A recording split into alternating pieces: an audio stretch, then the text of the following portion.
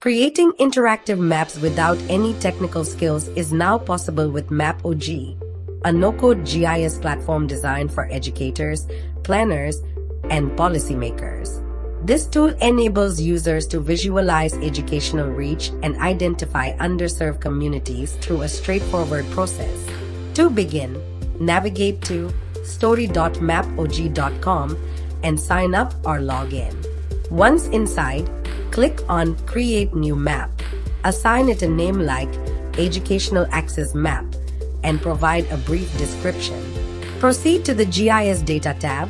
Select your specific region down to the block or district level and add the Educational Institutes layer to display the locations of government schools.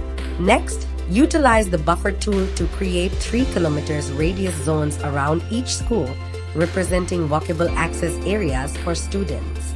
To incorporate population data, go to Add Upload Data and upload your population layer. Then, apply the clip tool to intersect your population data with the buffer zones, resulting in a new layer that highlights the population residing within the reach of educational institutions. To gain deeper insights, employ the Advanced Filter tool and run a spatial join with is within as the operator. This will reveal how many schools are situated within populated areas, providing actionable data. For visual clarity, style your map by using light blue for buffer zones, bold black icons for schools, and gradient shades for population density, darker shades indicating higher density. Once your map is complete, click on Preview and Share.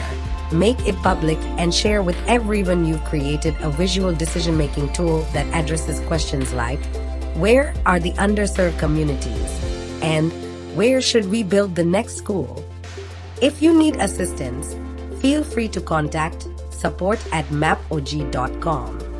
Remember, MAPOG offers powerful GIS capabilities accessible to everyone.